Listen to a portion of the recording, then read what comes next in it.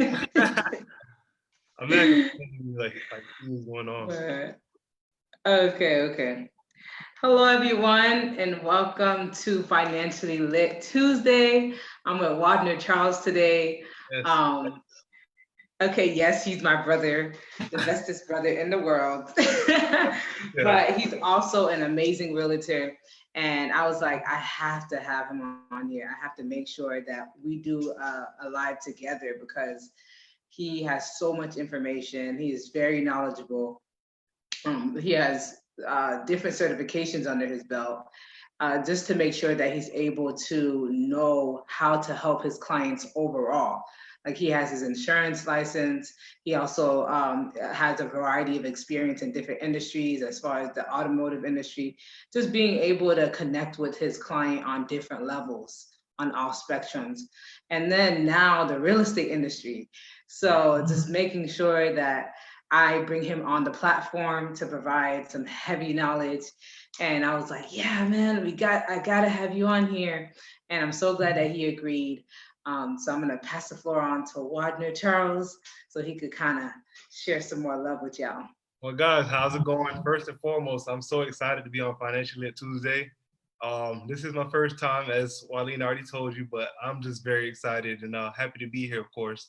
But yeah, as she mentioned, in terms of just helping out, people in general, that's just my thing. I've tapped into a numerous amount of different fields, such as I'm automotive, I'm not in real estate. I also have, background in some accounting. So there's just a lot of different fields that I have looked into to kind of help, just people overall. But yeah, so as of right now, I am into real estate. I have been a realtor now for a year. And within my year, I mean, it's just been crazy. There's just so much changes, especially now with the whole COVID thing that's going on. So I'm just kind of here to kind of give you guys my expertise on what's been going on, and I'm excited. Awesome. So to start us off, I don't want to go too heavy so soon. Um, like how has your experience been in these couple of months? I mean, it's been, January started and the year's like, all right, kicking out, great. And then the epidemic hit, and then interest rates went like fluctuating. So like how has, I guess, the whole experience been overall for you as a realtor? So now the market has been kind of going up and down, as you would say, in terms of buyer's market, seller's market, but it has definitely been a seller's market. Um, Mm. I've put out a video not too long ago, just kind of making an emphasis on it, letting all sellers know that if you are looking to sell your home in this time right now, I mean, it's more than beneficial to do so. People have actually been noticing an increase on the amount that they've been getting back on their homes versus what they've actually been listing the house for. So I guess to kind of clear that up is they're getting more back for what they actually listed the house for, pretty much. Um, yeah, so Oh. so with this whole pandemic, there's been a shortage, of course, in houses. There are a few that's scared, but there's still Mm. buyers out there. People are still, people still need to move. People still have to get, in a comfortable housing situation. So, with that being said, as I mentioned before, there's been a big increase in what the sellers have been getting back so far. Right. Awesome. So it's definitely, like you said, a seller's market. Oh yes. What about on the other end, like the buyer? Like, say they're like, it's a seller's market. That mean the houses are super expensive. Should I really be buying a house right now? All right. So to clarify that for you guys, now if you are a buyer, if you're qualified, now what I mean by qualified is debt to income is pretty good. Usually under 40%. I mean, if you're under 40%, you're pretty much golden there. Credit score, of course, the higher, the better. It's going to always be, beneficial for you. And money flow, in cash flow. So, not only just how much are you making each month, but what you have in your bank. There has to be, something there. Banks are they want to make sure that you actually can afford to purchase a home and not just buy a home, if you know what I mean. Right. So, yeah, so as a buyer, if you are qualified and you see something that you like as of right now, jump on it. Reason why, as I mentioned before, the inventory is tight. There's nothing out there. I would say anything under 300,000 right now is almost, little to none out there. Over 300,000, you can still kind of play around if you want to, but under 300, you kind of want to, make a move if you see something that you might be interested in. Okay, and I do want to tap in. If you all have any questions throughout this live, please feel free to time in, ask your questions away. Don't be afraid to pick Wadner's brain over here. Yes, please. So Fine. on top of that, I know you said, if you're a buyer, definitely go ahead and make sure that you are going for the home. If you already see a potential buy, that's a property that you like. Right. With that, what are some of the qualifications that the banks are now looking at? Because I know like there's been some changes as far as like them getting more strict. Yeah, so I mean, it has been a little more strict in terms of the qualifications, but it's still going to be relatively the same. I mean, with anything, as long as your credit score is sufficient. Right now, just to kind of get yourself going, if you're about 640 and up, you should at least be able to kind of get yourself going in terms of, being able to work out some kind of loan process. Now, it kind of gets tricky as you get into it in terms of, all the other fees that come along with it, but just kind of get yourself going. If you can at least have a 740, of course, as I mentioned before, a sufficient amount of money coming in and in your bank account, then you should be in a pretty good position. So when you say significant, like what are you talking? Like what kind of debt to income ratio are they looking for? Nothing over 40%. So anything under 40%, you're golden there. But once you start to get over 40%, it gets a little trickier and it's a lot riskier. So with that being said, it's going to be a little harder for you to get approved. But yeah, so if you're under 40% for debt to income, you should be okay. So for all those out there that are like, what exactly does that mean? You really want to divide your debt by the income that you're receiving, right? The debt that you're trying to get into, by the income that you're receiving. So anything above that 40% marker that he's talking about, you're looking at they have a higher possibility of them denying that loan because your debt to income ratio is way too high. Right. So debt on top, income on the bottom. You just do that math pretty quickly, and you'll be able to kind of tell whether or not I'm in a position to buy that particular home. So if you're like, hey, $400,000, I'm making this amount of money, go ahead and calculate that very quickly. So you could kind of get a basis as far as like how much you can afford as far as a loan goes. Also, again, like I said, if you have any questions, make sure you let us know. Now, another thing I did want to touch on though was rates. This is, of course, how much is it going to cost you to borrow these loans, right? That's going to be a very important factor. So right now, in terms of what I've been seeing with rates on a high scale, so on the top side, so let's say 700 plus, you're looking, depending on the kind of loan that you're going out there for, you're looking to be around in your lower threes. So no more than about 8.5% in that ballpark. A little lower, maybe a little bit higher, depending on where you are. Yes, it may vary, but you should be in the lower threes. And that's, of course, as I mentioned, 700 plus. But anything under, you shouldn't be, let's say if you're a little bit under 700, you should be somewhere still in that same ballpark, maybe right at 4 in that ballpark as well. What I would advise, of course, is just check with multiple different lenders before actually making a decision actually on who you would want to go with. So interview different lenders, making sure, you get the best rate out there. That's very, very important. But from what I've been seeing, top tier, you should be in the lower threes as of right now. And that's what FHA and conventional. So the FHA, who would you say, like, where do I start? I'm looking for a home. Maybe I'm looking for a lender. Like, what are my starts? Like, do I look for that lender first? Do I look for my realtor? Exactly. Where do I start? The main important, just the number one step that you're gonna take is finding that lender, getting that pre-approval. Why? Because let's just say if you were to go into a store, you're not gonna go into any store with no money, right? You have to make sure you can actually pay for whatever you're gonna go look for. Absolutely. So in that case, getting your pre-approval, making sure you can actually afford whatever you want to go get, or at least seeing where you are before you actually go shopping is going to be a key factor. After the pre-approval process, of course, there's a little bit more that ties into it, but everything kind of falls in place after that. As long as things can be proven, you should be good. Gotcha. Cool. Um, so I know I had a few people hit me up and they're like, hey, I want to buy a house a year from now or even 2 years from now.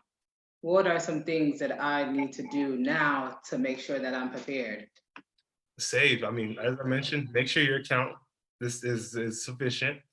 Make sure you have a good amount of money coming in, of course. So make sure you're not taking a major hit to your cash flow. That's also been another thing that this whole pandemic has been causing is, of course, a hit to a lot of people's cash flow. Hmm. Unfortunately, Yes. yes, we're all facing these unfortunate circumstances. But at the end of the day, these banks aren't willing to just take a risk just because we're all going through what we're going through right now. So Right. if you can still manage, a sufficient amount of cash flow, however you had it from before, make sure you're saving enough money, make sure your credit score is staying good, debt to income, you're not adding new loans, you're not tying yourself to any new debt, you should be good to go.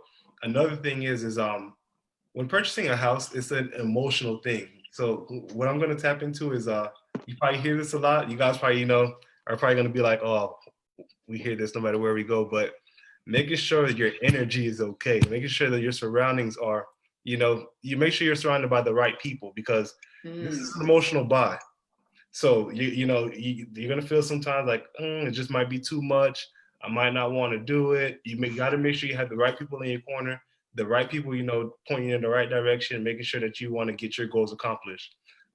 It's very important because I can't tell you. I've had times. Thankfully, as of right now, it hasn't happened to me yet, but I have seen a lot, and plenty of times, and even my past experience of maybe selling cars, to where somebody will be ready to make a life changing decision. It's big. It's a big step, but Right. you always have somebody that's kind of pulling you back, telling you no. It's probably not the right step. It's probably too big of a step. So just make sure the right people are in your corner. Make sure you have the right people that understand your goals. It goes a long way with purchasing your home as well. And I want to touch on that. Claudette just asked a question, but before I ask her question, I also want to make sure that I touch on this as well, as far as making sure you have the right people in your corner. Like, if you don't necessarily know how to do something, you don't have to go into battle alone, right? Make sure you have that right realtor, a trustworthy professional that knows what they're doing. If you have to consult a financial advisor or an accountant, to make sure that your financials are in order prior to purchasing the home or even looking for that realtor, make sure that you do that. And having these people on your team is essential. And then, like Wadner, him being a realtor, he's coming in contact with different lenders. So making sure that, hey, you even go to that lender, that realtor, and say, hey, do you have any lenders that you would recommend? Or even the accountant. Like, I know I've communicated with tons of lenders. I have a few in my network, as well as realtors and a wide variety of different people to assist people throughout the buying process. Right. So make sure you do have the right people on your team. So Claudette asks, what's the best percentage? So I'm not sure what exactly that means. What's percent is the best? Maybe interest rate. So if So you're of asking course, for getting the rate, lowest interest rate is ideal, but how do you go about doing that, and what's kind of like the ideal number to? so what I mean by when I say low threes, from what I've seen personally, somewhere around 3.3. There's 3.3 and change in that ballpark, but somewhere at least around that number. I haven't Mm. really seen anything around 3.2. I'm not knocking it if there is something out there, but just based on my clients and what I've been working with so far, I'll say the lowest has been about 3.3%. So we have, what's the best percent you're required to put down? Okay, to put down on a home. So what percent are you required to put down on a home that's about 200 to $300,000? So that's going to be dependent upon your loan as well. Whichever loan you choose to go with. I want to say right now, an FHA loan, if you're trying to get one of those, you should be around 3.5%. And I want to say right now, same on conventional. You should be at about 3%, no more than about 3.5%. That's the least amount that you can put down. Of course, if you want to put anything more, you can always do so. But right now, Mhm. that's going to be about 3 to 3.5%. Um, of course, if you're VA, let's say if for all my vets out there, first and foremost, I appreciate your service. But if you are a veteran out here, maybe obtaining a VA loan, that's going to be you're not required to put anything down. Uh, your loan is going to be fully guaranteed. The only thing that you're responsible for is your closing costs. I know it gets confusing a lot because a lot of people feel like, oh, I'm a veteran, I don't have to pay anything, but no, you still are responsible for closing costs. And speak with your trusted realtor on how to kind of go about that. Mhm. So Claudette said things. So another part. So when do I know I need a realtor? So say I'm looking for somewhere to stay, maybe renting or buying. How do I know I need a realtor? Like I feel When like I the could idea be comes up that as soon as the idea comes in mind that you're looking to purchase a home, I'll say start interviewing different realtors. 'Cause it's a life changing process. I mean, it's a life changing step. I'm sorry. So, and what I mean by that is it's not something to necessarily take lightly. You want to make sure that you're being advised by the right people. So, interview different realtors. I mean, at the end of the day, let's say if you're a year out, maybe a year and a half out, interview different realtors, see who you're comfortable with, see who kind of matches your vibe. And then from that point, as you go out through your step, from month to month, day to day, let that person know where you're at, and they'll let you know that, hey, now's a good time, or now might not be a good time. Let's maybe wait a little longer. Mhm. So it's definitely, as soon as the idea comes, start interviewing. That part. And I do want to put it out there that no matter if you're looking to like purchase a home or you're new to a city and you're like, hey, I need to find somewhere to stay, definitely, get in touch with a realtor as well. It's not just in the buying process of a home. It can be in the renting process. It could be in the selling process. And what does having a realtor do? Um, yeah, so Give you credible information. I mean, things that you might not have access to or might not even have the time to gain access to. They should be, your trusted expert to kind of get you the information that you don't know. mhm. So, I like to say, a lot of you might have Google in front of you, but you might not know what to search. It's something that you can look up whatever you want to, but you have to have that line of expertise, knowing that, okay, this is the direction I want to go into, and that's why I feel like your realtor ties in. So that's that trusted knowledge that you need. Yeah. And where do you feel, let's talk about projections. Where do you feel the real estate market is going, let's say in the coming 6 months or so? Just by what you've been seeing and everything. From what I've been seeing, I can say it'll still be a seller's market. That's how I feel. Just based on what I've been seeing, I think it'll still be a seller's market. I think there's still going to be a lot of sellers out there that might feel like, hey, now might not be the right time. Everything that's just going on right now. Let's hold off for a little bit, which has actually been causing even more of a strain in the market. But I think it'll still be the seller's market. Buyers, just make sure you're staying qualified, because it's very important. And I mean, like I like to say, real estate isn't going anywhere. So It really isn't. yeah, It really isn't. And I like that you brought it up. It's not. And because we are in a seller's market, you have to think of it. Everything has its trends, right? exactly. So right now we're riding the wave of sellers, but we have to go into a point of it being a buyer's market. So how do we get there? There has to be some sort of market correction. So really making sure that you're in the financial position to leverage and take advantage of opportunities that are about to come up. Right. So, and I think I talk about this in almost every live, is making sure that your credit is up to par, because having that credit to leverage, it just alleviates so much. Yeah. One, having the money to put down on the property, having enough, because if you're not putting enough down on the property, you can be paying premium mortgage insurance, which is basically insurance to make sure that you're paying your mortgage. Mortgage, exactly. But yeah, so the bank basically says, to make sure that this person doesn't default on their loan, I'm going to charge them insurance to make sure that the loan is more secure. And I'm not out of pocket on a bunch of money on a property somebody couldn't afford, but you're paying for that insurance for the mortgage company. So to alleviate that, you put more money down on the home and your credit, having that awesome credit score rating. And generally, that amount you're talking about is the 20%. Um, Mhm. if you're Right. financing 80% of the loan, you're not required to have your mortgage insurance. Your mortgage insurance. I'm sorry. Exactly. So 20%, y'all, is a magic number. Yes. You're looking at that and you're like, say I want to get a $3,000 home, $300,000 home, which is $60,000. You're like, where am I going to get $60,000? But you're about to take a big step, right? And it's better to be like, okay, I've accumulated this amount of money. I don't have to pay $10,000, $20,000 worth of insurance that basically not going into my pocket. You're basically paying it into an empty hole. I don't have to pay that, and my interest rate is lower. So you're saving money on two points. You're saving money on the interest, and you're saving money on not having to get that premium mortgage insurance. And that's just you saying, okay, I've accumulated and saved $60,000 or however amount the house is. I'm just using the $300,000 a house right now. But say the home is $300,000, and that's a pretty large home. But maybe it's 200,000.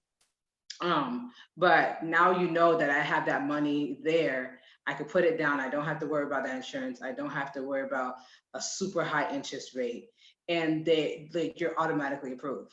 Like they're not backing out away from that loan, because the uncertainty of you being able to pay or not is not as critical. Any points that you want to bring home on that? No, I mean, you're touching on all the points. Really, you've been doing a very good job. And pretty much just listening to you is another thing I wanted to touch into was, and it's kind of what I was speaking about before in terms of having the right people in your corner. Hey, here's one right here. A financial advisor. Make sure your finances are staying intact. You need somebody that's on you, that's making sure things aren't going out of line. I've also had a lot of situations where I have a credit repair specialist that I work hand in hand with, Brandon Belazaire. She's very good. She's very very efficient, but that's also somebody that's efficient as well. So, I mean, that's also somebody that's going to be very important as well. Why? If you might have any kind of any credit challenges, anything on your credit that might that's not even supposed to be there. I had that in a lot of situations to where it'll boost your score up. Get that off, and you're another 50 points. Just like that. So, right, advisors, credit repair specialists, just the right people. absolutely. That's heavy. Yeah, definitely. If you need some credit information on building out your credit, Brianna Brelazaire is that point of contact. Your realtor services. Wadner is currently located in the South Carolina area. Yeah. So if you know anyone in the South Carolina area, definitely reach out to him. And if even in general, you need some consultations as far as how you should go about purchasing a home, definitely reach out to Wadner, your realtor. I actually have an announcement. This is my first time coming out. Guys, you guys are getting it first. But I'm actually in the works of getting my license for Florida. I'm pretty much, at the end of all my prerequisites. So that should be coming soon to you guys. I want to say maybe about the next month or so. So awesome. Yeah, I hear that. So people in Florida. In the coming months, or month, I should say, Wadner will be having his Florida license to be able to sell in Florida. So if you're looking for a home within this year or next year or in general, definitely reach out to Wadner. He will be in Florida. Let your friends know, let your family know that Wadner is your realtor. And he's the point of contact for any home in the South Carolina and Florida areas. You got it. Awesome. Yes, ma'am. That's what's up. So we are going to go ahead and wrap up Financially Lit Tuesday. The recording will be available on our YouTube channel, Sipping Wealth. So you can go ahead and check that out later on. But I want to thank you again, Wadner, for joining me on this Financially Lit Tuesday. And of course, like in the future, we'll be back as we have changes in the real estate market, because the markets are always changing. Definitely having him on in the future so that he could drop some more knowledge. I hope you all did find this very beneficial and valuable in your walk to increase your wealth. your journey to increase your wealth. If you had any other topics in mind, anything that you're like, man, I really want Wadeline to touch on this, definitely reach out. And or if you're like, hey, I really have some valuable information that I want to offer the audience, definitely reach out as well. We could schedule a live. So yes, again, for your financial needs, your wealth up needs, reach out to GrandMap Financial. For your real estate needs and assessments, consultations, all that good stuff, reach out to Wadner.